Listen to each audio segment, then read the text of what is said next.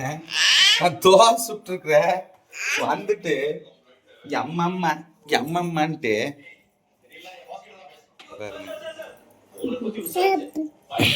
இப்படி படுக்க வச்சுட்டு வந்துடுவேன். மறுபடியும் அங்கே வருவேன் பாருங்க. ஃப்ரெண்ட்ஸ் இன்னைக்கு வந்து பார்த்தீங்கன்னா காயத்ரியே மாவு அரைச்சி வச்சுக்கிறா. கடையில் வாங்கலை, வருங்க வீட்லேயே ஆட்டினது. 3 தோசை சுட்டுட்டேன். உனக்கு சுட்டுட்டு என்ன பண்ணுறது? வேண்டாமா?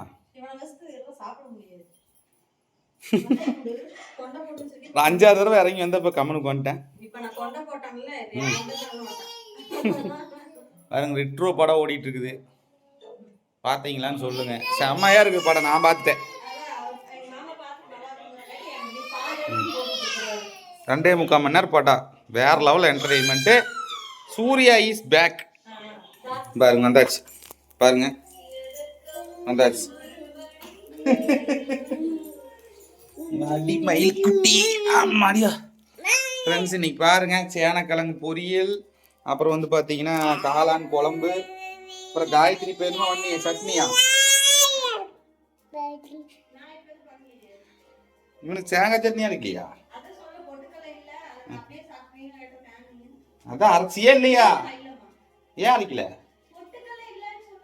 சரி அப்படியே சாப்பிட்டுக்கேன்னு இடத்துக்கு சரின்னு தானே சொன்னேன். அப்புறம் எது கேட்ட அப்படியே சாப்பிடுவீங்களான்னு?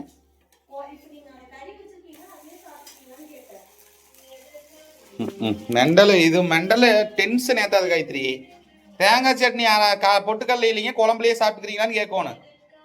தேங்காய் தான் இருக்குது, தேங்காய் பொட்டுக்கல்ல இல்லைங்க தேங்காய் தான் இருக்குது அப்படியே சாப்பிட்டுக்கலன்னு கேட்டால் அப்புறம் பொட்டுக்கல்ல இல்லாமல் தேங்காய் சட்னி அரைப்பின்னு தான் எதிர்பார்ப்பாங்க. உனக்கு எனத்து விட்டுனேன்.